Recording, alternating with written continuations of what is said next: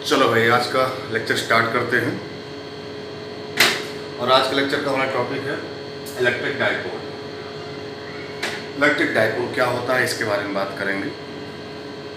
जैसा कि आप सब लोग अच्छे तरीके से जानते होंगे, किताबें भी इस बात को लिखती हैं कि two equal and opposite point charge which are fixed at some distance called electric dipole, जिसका अपना एक मोमेंट होता है जिसे हम बोलते हैं इलेक्ट्रिक डाइपोल मोमेंट।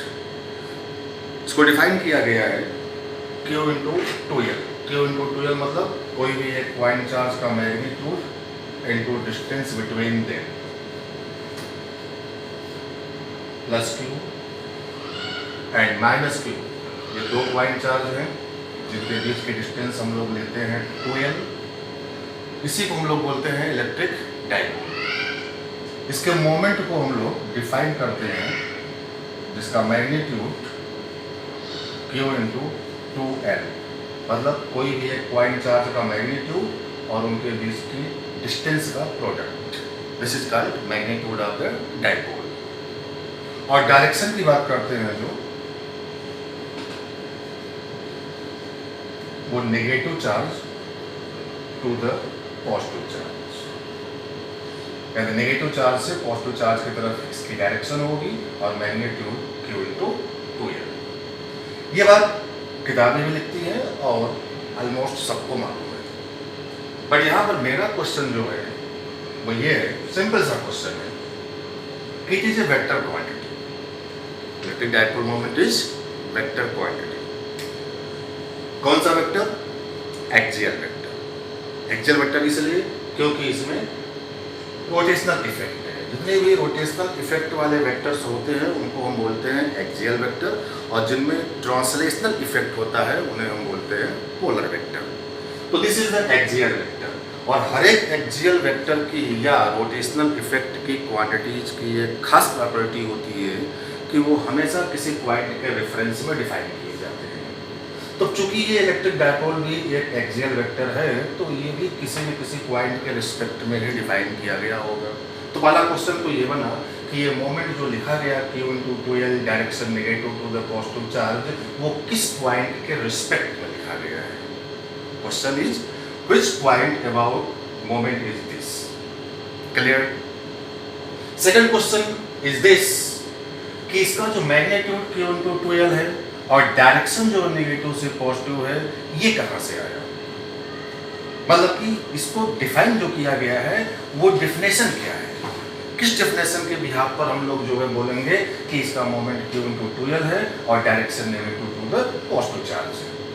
तो इन सारी बातों का आंसर अगर अपने को चाहिए तो अपने को क्लियरली जो है पता होना चाहिए कि हम लोग इलेक्ट्रिक डाइपोल को डिफाइन कैसे करते हैं। तो चलिए इस पर बात करते हैं हम लोग।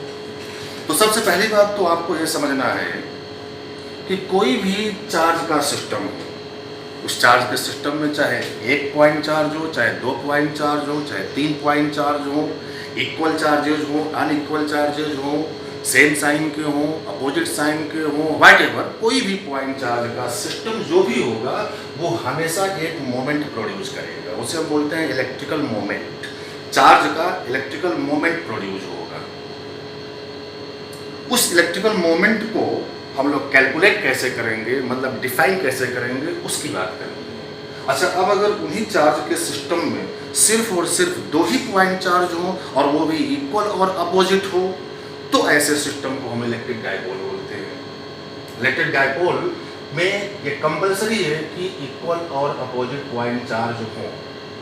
ठीक है, अगर सिस्टम में हमारे पास सिर्फ इक्वल और अपोजिट दो पॉइंट चार्ज होंगे तो हम बोलेंगे कि वो एक इलेक्ट्रिक डाइपोल है और उसके मोमेंट को हम बोलेंगे कि वो इलेक्ट्रिक डाइपोल मोमेंट है। ठीक है, लेकिन सिस्टम में जरूरी नहीं है कि सिर्फ दो ही इक्वल और अपोजिट पॉइंट चार्ज हो, दो से ज़्यादा भी हो सकते हैं और उनका भी अपना एक मोमेंट होगा। तो बेसिकली हमें इन जनरल में बात करनी है कि किसी भी इन जनरल सिस्टम का मोमेंट जो होता है वो मोमेंट कैलकुलेट कैसे करते हैं। तो उसकी एक सिंपल सी डेफिनेशन डिफाइन की गई है, हम लोग उसी डेफिनेशन को डिस्कस करने वाले हैं। तो चलिए मान लेते हैं कि हमारे पास बहुत सारे पॉइंट चार्ज हैं, बहुत सारे पॉइंट चार्ज का एक सिस्टम है। उस सिस्टम को यहाँ पर मैं दिखा रहा हूँ। मान लो कि सिस्टम में 3 पॉइंट चार्ज चलो लेते हैं, Q1, Q2 Q3। ये हमारे पास 3 पॉइंट चार्ज के सिस्टम है। अब ये चार्जेस इक्वल अपोजिट कुछ भी हो सकते हैं, सेम साइन के भी हो सकते हैं, अपोजिट साइन के भी हो सकते हैं, व्हाटएवर कुछ भी हो सकते हैं। तो 3 पॉइंट चार्ज का हमारे पास ये एक सिस्टम हम लोगों ने लिया है। कोई एक एक्स वाई का कोऑर्डिनेट एक्सिस सिस्टम मान लेते हैं हम लोग, और हमारे इसी जो है एक्स वाई कोऑर्डिनेट के सिस्टम के इन पर्टिकुलर पोजीशंस पर जो है ये हमारे 3 पॉइंट चार्ज रखे गए हैं। इसे हम लोग डायपोल तो नहीं बोलेंगे। डायपोल में तो ये कंपलसरी है कि 2 इक्वल और अपोजिट पॉइंट चार्ज होने चाहिए। This is not the case of dipole. ये एक जनरल सिस्टम है। तो डायपोल हो या जनरल सिस्टम हो, व्हाटएवर कुछ भी हो, उसका अपना एक मोमेंट होगा। उस मोमेंट को जो हम लोग डिफाइन करते हैं, उस मोमेंट की डेफिनेशन जो होती है वो आपको समझना है। तो डेफिनेशन बहुत ही सिंपल सी है, सिंपल सी डेफिनेशन है, और वो डेफिनेशन ये होती है कि this is equal to Q R vector. ये डेफिनेशन है, इसको समझते हैं। ये जो हमने लिखा है P not, vector P not, vector P not, this is the moment about the point O। पहली बात याद रखिएगा कि जो भी मोमेंट होता है वो एक्सियल वेक्टर होता है, किसी पर्टिकुलर पॉइंट के रिस्पेक्ट में ही निकाला जाएगा।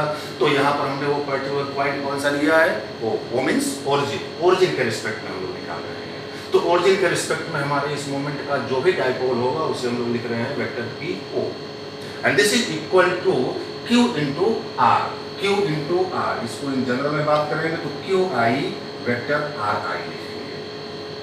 तो क्यू आई आर आई क्या है वो समझ लो। जहां पर ये वेक्टर आर आई है, this is the position vector of charge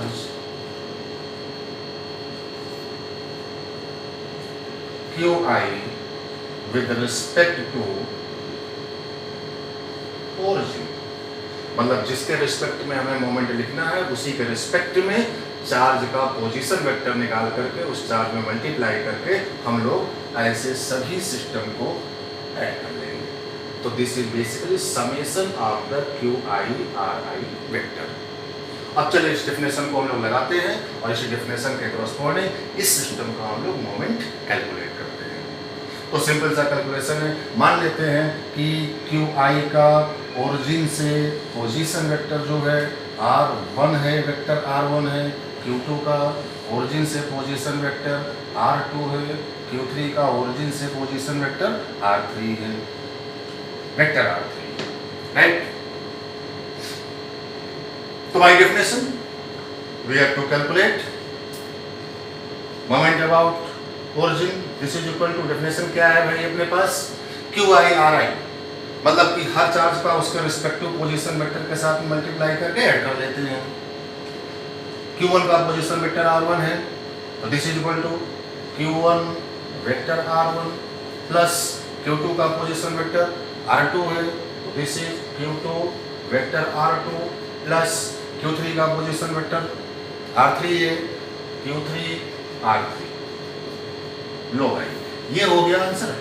simple सा क्वेश्चन, कुछ नहीं, डेफिनेशन हमने लगाया और इस सिस्टम का क्या निकाल लिया, moment.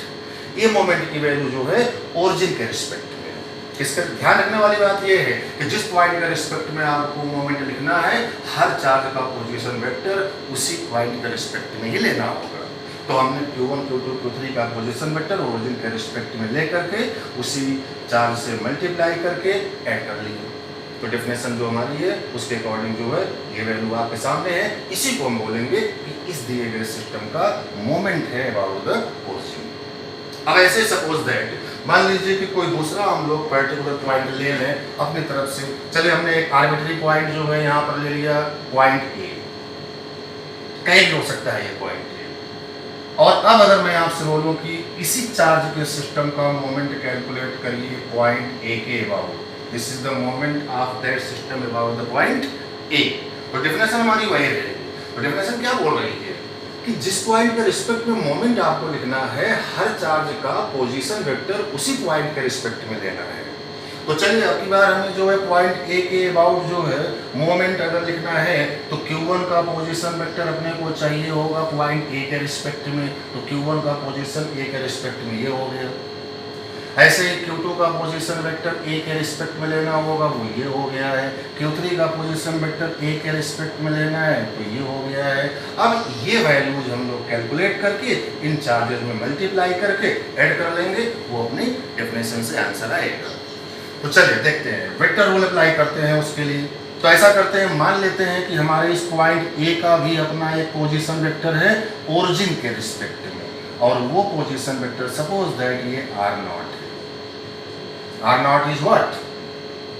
R0 is the position vector of arbitrary point A. तो Q1 का जो पोजीशन वेक्टर होगा, अब हम लोग इस ट्रायंगल के रूल से फाइंड कर सकते हैं। ट्रायंगल आप सबको दिख रहा होगा, इस ट्रायंगल से ध्यान से देखिए, इस ट्रायंगल में ये वेक्टर और ये वेक्टर सेम सेंस में है और ये वेक्टर अपोजिट सेंस में है। And we know that opposite sense vector is must be equal to the sum of same sense vector. तो बताइए कि R1 is equal to this plus this. अपने को ये चाहिए और अपने को ये चाहिए, तो बताइए this plus this is equal to R1, तो इसकी वैल्यू कितनी हो जाएगी? R1 माइनस R0, क्योंकि this plus this is equal to this, तो this is equal to R1 minus R0, यानी इसका पोजीशन वेक्टर Q1 का पोजीशन वेक्टर A के रिस्पेक्ट में R1 माइनस R0 आया। तो आप Q1 में क्या मल्टीप्लाई करोगे भाई? Q1 में मल्टीप्लाई करेंगे R1 minus R0 vector. Clear? अब ऐसे Q2 में क्या मल्टीप्लाई होगा? ये पोजीशन वेक्टर। अब ध्यान से देखो, यहाँ पर भी ट्रायंगल बन रहा है। अब इस ट्रायंगल में अगर देखें हम लोग, तो ये और ये सेम सेंस में है और ये किस में है? अपोजिट सेंस में। Again triangle rule, same sense का समेशन अपोजिट सेंस के इक्वल। तो ये R2 है, R2 is equal to this plus this, तो इसकी वैल्यू कितनी हो जाएगी? R2 minus R0। तो Q2 में क्या मल्टीप्लाई हो गया भाई? Plus R2 minus R0। Similarly अब हम लोग ये वेक्टर भी फाइंड कर सकते हैं। तो इस ट्रायंगल से जो है इसकी वैल्यू आ जाएगी R3 माइनस R0, तो प्लस Q3 में क्या मल्टीप्लाई हो गया? R3 minus R0। क्या मल्टीप्लाई हुआ? R3 minus R0।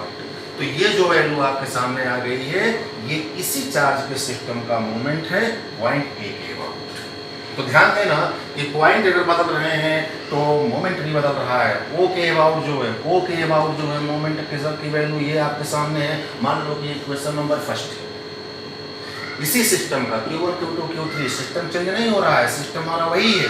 Q1 Q2 Q3 का मोमेंट अगर हमने O के अबाउट निकालना है, ओरिजिन के अबाउट निकालना है, तो दैट इज दिस। और उसी सिस्टम का मोमेंट जब हमने इस पॉइंट A के अबाउट निकाला है, तो दैट इज दिस।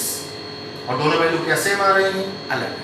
ये और वो दोनों क्या है? अलग है। इसका मतलब एक बात तो अपने को समझ में आ गई कि बाय दिस डेफिनेशन हमारे इस सिस्टम का जो मोमेंट है वो पॉइंट टू पॉइंट डिफरेंट होगा। O के अबाउट कुछ और आया, A के अबाउट कुछ और आया। अब इसको और थोड़ा सा हम लोग क्लियरिफाई करते हैं। तो ये जो अपने सामने रिजल्ट आया है, इस रिजल्ट को जो है हम लोग थोड़ा सा और कैलकुलेट करते हैं। कैसे करते हैं वो देखते हैं। चलिए, ये जो हमारे सामने रिजल्ट आया है, इसको हम लोग ऐसे लिख सकते हैं, vector PA, this is the moment about A। अब Q1 को इसके अंदर मल्टीप्लाई कर दो, तो Q1 vector R1 minus Q1 R0 plus Q2 को अंदर मल्टीप्लाई कर लो आप, तो Q2 vector R2 minus Q2 R0 plus Q3 को अंदर मल्टीप्लाई कर लो, तो this is Q3 vector R3 minus Q3 vector R0। इसको और सिंपलीफाई करते हैं हम लोग, Q1 R1 plus Q2 R2 plus Q3 R3 एक साथ रख लो आप, Q1 R1 plus Q2 R2 plus Q3 R3। अब ध्यान से देखो, यहाँ से माइनस R0, यहाँ से भी माइनस R0 और यहाँ से भी माइनस R0, क्या बन रहा है? कॉमन बन रहा है, जिसको हम लोग कॉमन ले लेते हैं। तो माइनस R0 को कॉमन ले लेंगे, अंदर आएगा Q1 plus Q2 plus Q3। Clear? ये जो वैल्यू है आपके सामने, ये क्या है भाई? क्वेश्चन नंबर फर्स्ट में देखो आप, this is the nothing, this is simply moment of that system about origin. तो हम लोग इसकी जगह पर क्या रख ले रहे हैं? Vector PO minus R0। ये Q1 plus Q2 plus Q3। ध्यान से देखिए, जो हम लोगों ने सिस्टम लिया था x y कोऑर्डिनेट में, उस सिस्टम का नेट चार्ज है। क्या है ये? Net charge. Q1 plus Q2 plus Q3 this is the net charge of the system. तो इसको हम लोग Q नेट भी लिख सकते हैं, net charge of the system, summation of the charge. तो पी ए की वैल्यू अब आपके सामने सिंप्लीफाई हो करके इस प्रकार से आ गई, यानी इस इक्वेशन में आपको पी ए और पी ओ में रिलेशन मिल गया। दोनों डिफरेंट है, पी ओ और पी ए की वैल्यू डिफरेंट आपके सामने आ रही है। P A is equal to P O minus of R naught Q net. Q net is the net charge of the system. अब यहां पर ध्यान से देखने वाली बात है वो ये कि अगर मान लो कि हमारे पास एक ऐसा सिस्टम होता जिसमें सिस्टम का नेट चार्ज जीरो हो जाए, सिस्टम का नेट चार्ज क्या हो जाए? जीरो। अगर सिस्टम का नेट चार्ज जीरो हो जाए तो बताइए भाई क्या होगा? ये इक्वेशन हमें क्या इंफॉर्मेशन दे रही है? ये इक्वेशन हमें ये इंफॉर्मेशन दे रही है कि ए और ओ के अबाउट मोमेंट की वैल्यू क्या आ जाएगी? सेम। सिर्फ और सिर्फ एक कंडीशन में ही पी ए और पी ओ सेम होगा, और वो कंडीशन क्या है? जब सिस्टम का नेट चार्ज क्या हो? जीरो। और पॉइंट ए हम लोगों ने एक आर्बिट्री पॉइंट लिया हुआ था। इसका मतलब ये है कि आप चाहे जिस किसी भी पॉइंट के रिस्पेक्ट में जो है मोमेंट की वैल्यू कैलकुलेट करो, मोमेंट की वैल्यू क्या आनी है? सेम आनी है। जो मोमेंट ओरिजिन के अबाउट आएगा वही मोमेंट हर एक पॉइंट के अबाउट आएगा, लेकिन ऐसा तभी होगा जब सिस्टम का नेट चार्ज क्या होगा? जीरो होगा। ये बात ध्यान रखना है। और अगर सिस्टम का नेट चार्ज जीरो नहीं है, सिस्टम का नेट चार्ज जीरो नहीं है, तो उस केस में जो है मोमेंट की वैल्यू सेम नहीं होगी। अलग अलग पॉइंट के रिस्पेक्ट में आपको मोमेंट की वैल्यू अलग अलग मिलेगी। तो चलो भाई, ये बात तो अपने को समझ में आ गई, और इसको याद रखने वाला भी पॉइंट है ये। पहली बात याद रखिएगा कि अगर सिस्टम में नेट चार्ज जीरो है तो आप चाहे जिस किसी भी पॉइंट के रिस्पेक्ट में उसका मोमेंट कैलकुलेट करो, हर पॉइंट के रिस्पेक्ट में मोमेंट की वैल्यू सेम आनी है। और अगर सिस्टम का नेट चार्ज जीरो नहीं है तब जो है उसका मोमेंट अलग अलग पॉइंट के रिस्पेक्ट में अलग अलग आएगा। तो चलो भाई, मेरा पहला क्वेश्चन जो था वो ये था डायपोल की। हम लोगों को बेसिकली बात किसकी करनी है? इलेक्ट्रिक डायपोल की बात करनी है। इलेक्ट्रिक डायपोल हम लोग अच्छे तरीके से जानते हैं कि ये एक ऐसा सिस्टम होता है जिसमें सिर्फ और सिर्फ दो चार्ज होते हैं और दोनों चार्ज इक्वल और अपोजिट होते हैं। तो मेरा पहला क्वेश्चन ये था कि डायपोल का जो मोमेंट होता है वो मोमेंट किस पॉइंट के रिस्पेक्ट में होगा? तो आंसर आपको शायद मिल गया होगा, क्योंकि देखो ध्यान से, इलेक्ट्रिक डायपोल में जो है एक चार्ज प्लस क्यू और एक चार्ज माइनस क्यू अगर है, इक्वल और अपोजिट है, तो बताइए कि सिस्टम का नेट चार्ज क्या होगा? Zero. Plus Q minus Q क्या हो गया? जीरो। अब सिस्टम का जब नेट चार्ज ही जीरो है तो हम लोगों ने देख लिया यहाँ पर कि इसका मोमेंट पॉइंट के ऊपर डिपेंड नहीं करेगा। तो क्वेश्चन ये बोला गया था कि जब मोमेंट जो हम लोग कैलकुलेट करते हैं वो किस पॉइंट के रिस्पेक्ट में कैलकुलेट करते हैं? तो answer is simple, about any point. मान लो अगर यही क्वेश्चन ऑब्जेक्टिव में आ जाए, चार ऑप्शन दे दे और एक ऑप्शन में उसमें दे दे कि ऑल ऑफ द अबव, तो चार पॉइंट जो दिए गए वो सब के सब सही होंगे। इसका मतलब किसी भी पॉइंट के रिस्पेक्ट में आप इसका मोमेंट कैलकुलेट कर लो, हर पॉइंट के रिस्पेक्ट में इसका मोमेंट क्या आना चाहिए? सेम आना चाहिए। बाकी के जो क्वेश्चन थे उनको हम लोग देखते हैं। तो चलो मान लेते हैं कि यही हमारा डायपोल एक्स वाई के कोऑर्डिनेट एक्सिस सिस्टम में ये पड़ा हुआ है, ये ओरिजिन है। अब ये बात अपने को क्लियर हो गई है कि इसका मोमेंट पॉइंट के ऊपर डिपेंड ही नहीं करना है, चाहे ओरिजिन के अबाउट निकालो चाहे किसी भी पॉइंट के अबाउट निकालो, हर पॉइंट के अबाउट जो है इसका मोमेंट क्या आना है? सेम आना है। अब अगर इसका हर पॉइंट के अबाउट मोमेंट सेम आना है तो चलो हम लोग ओरिजिन के अबाउट निकाल लेते हैं, काम खत्म करते हैं। मान लिया भाई साहब कि ओरिजिन के रिस्पेक्ट में माइनस क्यू का पोजीशन वेक्टर r1 है और प्लस क्यू का पोजीशन वेक्टर r2 है, सपोज कर लिया हम लोगों ने, ठीक है।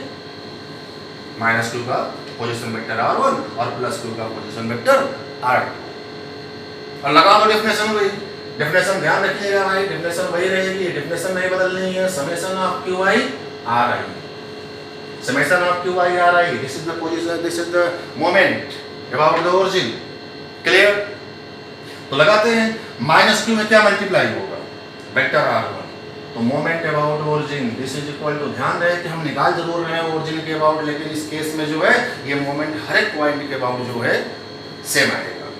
तो माइनस क्यू मल्टीप्लाई करेंगे हम लोग वेक्टर r1, समेशन है प्लस प्लस क्यू में क्या मल्टीप्लाई होगा, वेक्टर R2, तो प्लस क्यू में हम लोग जो है वेक्टर R2 मल्टीप्लाई कर दिए। सॉल्व कर लो इसको, क्यू यहाँ से कॉमन हो रहा है, this is equal to vector R2 minus vector R1, तो vector PO is equal to Q times of vector R2 minus R1। ये आंसर हो गया है हमारे इस सिस्टम का moment about the origin, origin ही नहीं किसी भी पॉइंट के अबाउट जो है आंसर सेम होगा। अब ध्यान से अगर हम लोग देखें कि ये चीज क्या है, ये R2 माइनस R1 एक वेक्टर ही तो है, ये है क्या, तो आप देखो यहाँ पर ये क्या है, अगर मैं प्लस क्यू और माइनस क्यू चार्ज को मिला दूं तो ये ट्रायंगल बन गया। क्या बन गया, ट्रायंगल बन गया। अब ध्यान से देखो अगर इस ट्रायंगल को, तो आपको इस ट्रायंगल से ये जो वेक्टर होगा, ये वेक्टर जो है R2 माइनस R1 होगा। ट्रायंगल रूल से ये R1 और ये R2 है, तो ये वेक्टर क्या हो गया, R2 माइनस R1 हो गया है। अब ध्यान से देखो मैग्नीट्यूड ऑफ मोमेंट क्या आएगा, this is Q times of mod of R2 minus R1। R2 minus R1 का मैग्नीट्यूड, R2 माइनस R1 ये है, अगर R2 माइनस R1 ये है तो इसका मैग्नीट्यूड भाई साहब ये लेंथ होगी, और ये लेंथ जो है क्या इन दोनों चार्ज के बीच की दूरी हो गई। चलो मान लें कि इन दोनों चार्ज के बीच की दूरी 2L है, 2L हम लोग सपोज कर लिए, डिस्टेंस कुछ भी ले सकते हो आप, हमने अगर इसके और इसके बीच की दूरी 2L ले लिया, तो this length is the basically magnitude of vector R2 minus R1। Vector R2 minus R1 का मैग्नीट्यूड हो गया, तो ये आ गया Q into 2L। ये लो भाई हमारे दूसरे क्वेश्चन का आंसर आ गया। क्वेश्चन हमारा यही था कि एक प्लस क्यू और एक माइनस क्यू के सिस्टम जिसको हम डाइपोल बोल रहे हैं, उसका मोमेंट जो है Q into 2L होता है। तो क्यों होता है Q into 2L, वो शायद आपको क्लियर हो रहा होगा, वो बाय डेफिनेशन हो रहा है। और तीसरा क्वेश्चन क्या था, तीसरा क्वेश्चन ये था कि direction from negative to the positive charge, हमारे इस डाइपोल का जो मोमेंट की डायरेक्शन होगी वो नेगेटिव चार्ज से पॉजिटिव चार्ज की ओर होगी, वो भी आपको दिख रहा है, क्योंकि ये वेक्टर P जो निकाला है वो R2 माइनस R1 की डायरेक्शन में होगा। जिधर R2 माइनस R1 होगा उधर ही वेक्टर P होगा, और R2 माइनस R1 डायरेक्शन आपको साफ साफ दिख रहा है कि from negative charge to the positive charge, from negative charge to the positive charge. तो डायरेक्शन भी आपको दिख गया कि from negative to positive charge. This is the complete definition जिसकी वजह से हम लोग मोमेंट को डिफाइन करते हैं। ठीक है, अब चलो ये डेफिनेशन क्लियर हो गई, अब इस पर हम लोग एक दो क्वेश्चन जो है देखते हैं ताकि और थोड़ी सी क्लियरिटी बने।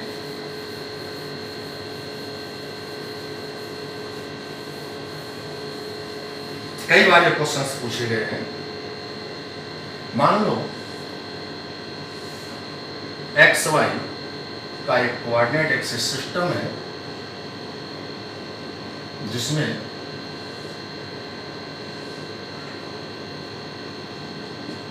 चार पॉइंट चार्ज, एक को हमने ओरिजिन पर रखा है प्लस क्यू, एक को हमने ट्वाइस क्यू का चार्ज A,0 पर रखा है, तीसरा चार्ज जो है वाई एक्सिस पर है प्लस 3Q का।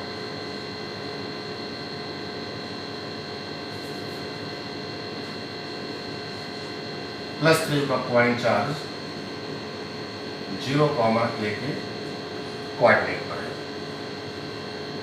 और एक चार्ज चलिए हम यहां पर ले लेते हैं प्लस 4, इसके कोऑर्डिनेट A,A। एक्स एक्सिस के लॉन्ग हम लोग यूनिट वेक्टर I कैप दिखाते हैं, और वाई के लॉन्ग जो यूनिट वेक्टर J कैप दिखाते हैं। ये हमारा पर्टिकुलर क्वेश्चन हो गया। क्वेश्चन वही है कि हमें इसका मोमेंट फाइंड करना है। क्या फाइंड करना है, मोमेंट। सबसे पहली बात तो आपको ये बताना है, ये समझना है कि क्या इस सिस्टम को हम लोग डाइपोल बोलेंगे। Can this system is a dipole? No, this is not a dipole. Dipole की डेफिनेशन अलग है। डाइपोल के बारे में आपको बता चुका हूँ कि डाइपोल में सिर्फ और सिर्फ 2 ही पॉइंट चार्ज होने चाहिए, वो भी इक्वल और अपोजिट होने चाहिए। यहाँ तो 4 पॉइंट चार्ज है। ठीक है, this is not the dipole, ये डाइपोल नहीं है। तो ठीक है, डाइपोल हो चाहे ना हो, लेकिन इसका अपना एक मोमेंट तो होगा भाई, मोमेंट होगा। अब दूसरी बात ये देखिए, हम लोग सीख चुके हैं कि किसी भी सिस्टम का जो मोमेंट होता है वो पॉइंट के ऊपर डिपेंड कर भी सकता है और नहीं भी कर सकता है। कब करेगा और कब नहीं करेगा ये क्लियर हो चुका है। कब करेगा भाई, जब सिस्टम का नेट चार्ज जीरो नहीं होगा, जब सिस्टम का नेट चार्ज जीरो नहीं होगा तब जो है उसका मोमेंट पॉइंट के ऊपर डिपेंड करेगा, और जब सिस्टम का नेट चार्ज जीरो होगा तो पॉइंट के ऊपर डिपेंड नहीं करेगा। तो जैसा कि इस पर्टिकुलर क्वेश्चन में हमारे सिस्टम का नेट चार्ज जीरो नहीं है, सिस्टम का नेट चार्ज जीरो नहीं है, अगर सिस्टम का नेट चार्ज जीरो नहीं है तो निश्चित तौर पर इसका जो मोमेंट होगा वो अलग अलग पॉइंट के रिस्पेक्ट में अलग अलग होगा। तो एक बात तो क्लियर हो गई कि जब तक इसमें पॉइंट का रेफरेंस नहीं दिया जाएगा तब तक हम लोग कोई पर्टिकुलर आंसर नहीं बता सकते हैं। अगर मान लो क्वेश्चन में उसने सिर्फ ये बोल दिया कि बताइए इसका मोमेंट कितना होगा, तो we can not calculate, question incomplete है, क्योंकि इसकी अलग अलग पॉइंट के रिस्पेक्ट में वैल्यू अलग अलग रहेगी। तो यहाँ पर चलिए हम लोग कोई एक पर्टिकुलर पॉइंट ले लेते हैं। तो हमारा क्वेश्चन ये है कि find the moment about the origin. चलो भाई, ओरिजिन के अबाउट हम लोग अपने इस सिस्टम का मोमेंट कैलकुलेट करते हैं।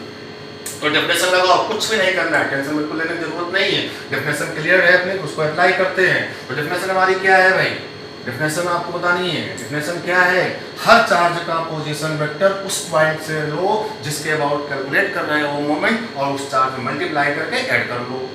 तो बताइए कि हमारे इस चार्ज क्यू का पोजीशन वेक्टर क्या होगा, ये ओरिजिन पर ही है, और ओरिजिन से ही हमें जो है इसका लेना है पोजीशन वेक्टर। तो इसका पोजीशन वेक्टर जीरो हो गया, तो क्यू में क्या मल्टीप्लाई हो गया, जीरो वेक्टर। ट्वाइस क्यू के वेक्टर, ट्वाइस क्यू के पॉइंट चार्ज का पोजीशन वेक्टर ओरिजिन से, ओरिजिन यहाँ पर है, ओरिजिन से इस चार्ज का पोजीशन वेक्टर ये बनेगा। ये लेंथ कितनी हो गई, ई, डायरेक्शन क्या है, आई कैप, तो this is the vector A I cap. तो वेक्टर ए आई कैप में क्या मल्टीप्लाई हो जाएगा, प्लस ट्वाइस क्यू, यानी plus 2q A I cap. इसका भी हो गया, ये भी हो गया, ये भी हो गया। चलो इसका देखते हैं, इसका देखते हैं। बताइए कि इस पॉइंट चार्ज का पोजीशन वेक्टर क्या होगा ओरिजिन से, तो that position vector is this. अब ये होगा कितना, ये लेंथ कितनी है, ए के बराबर, डायरेक्शन क्या है, जे कैप, यानी ये वेक्टर ए जे कैप हो गया है। तो this is the position vector of 3q, 3q में ए जे कैप मल्टीप्लाई करके ऐड कर लो तो प्लस 3q ए जे कैप, ये भी हो गया।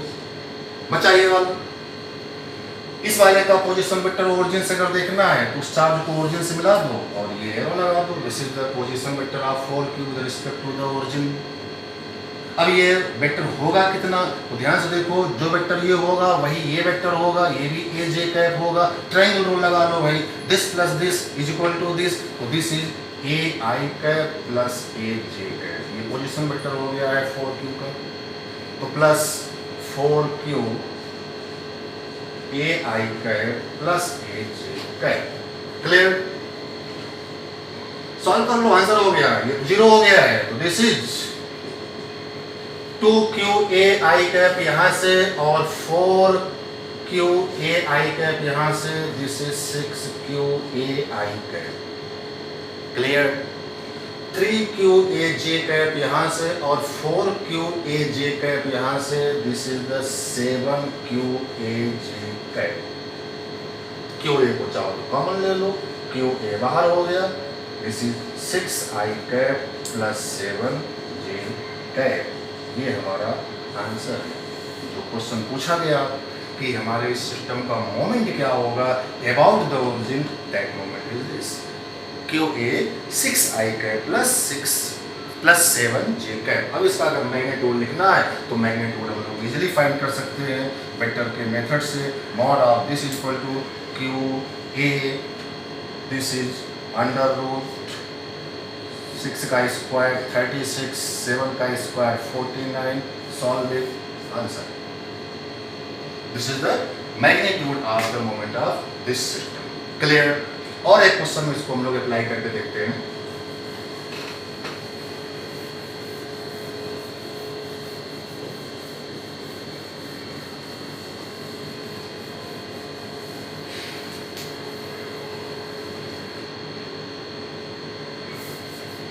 चलिए मान लो कि इसी एक्स वाई के कोऑर्डिनेट एक्सिस सिस्टम में हम लोगों ने एक चार्ज ओरिजिन पर रखा प्लस क्यू का, एक चार्ज यहाँ पर रखा आपने +2q का, एक चार्ज यहाँ पर आपने रखा, यहाँ पर रखो +3q का, और एक चार्ज यहाँ पर ले लो आप -6q। कोऑर्डिनेट ले लो, ये ओरिजिन है, a, 0, a, sorry a, 0, 0, a and a, clear. सबसे पहले ये बताइए कि हमारे सिस्टम का मोमेंट पॉइंट के ऊपर डिपेंड करेगा कि नहीं करेगा। ध्यान से देखिए, 3q, 2q, q, 6q, -6q, net charge 0। यहाँ पर नेट चार्ज अगर 0 है तो क्या इसका मोमेंट जो है पॉइंट के ऊपर डिपेंड करेगा? नहीं करेगा। किसी भी पॉइंट के अबाउट इसका मोमेंट आप कैलकुलेट करो, हर पॉइंट के अबाउट इसका मोमेंट क्या आना है? सेम आना है। यानी इस क्वेश्चन में रेफरेंस पॉइंट देने की जरूरत नहीं है। चाहे ओरिजिन के अबाउट निकालो, चाहे इसके अबाउट निकालो, चाहे इसके अबाउट, व्हाटएवर, किसी भी पॉइंट के अबाउट आप इसका मोमेंट निकालो, हर पॉइंट के अबाउट इसका मोमेंट क्या आ जाएगा? सेम आ जाएगा। तो आपकी इच्छा, जिसके भी अबाउट चाहो उसके अबाउट निकाल लो, जो सबसे सिंपल होगा उसके अबाउट हम लोग निकाल लेते हैं। तो चलो सबसे सिंपल जो है ओरिजिन के अबाउट निकालते हैं। ओरिजिन के अबाउट अगर इसका मोमेंट निकालना है तो अगेन वही काम करेंगे जो प्रीवियस क्वेश्चन में हुआ था भाई।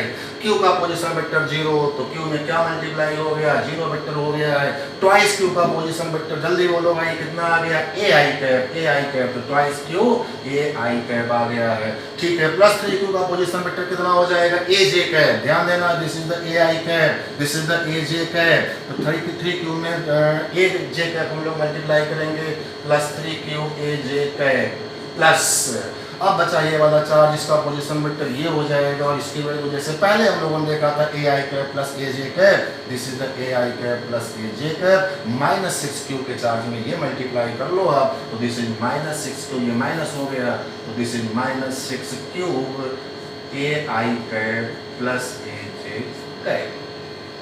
सिंपल।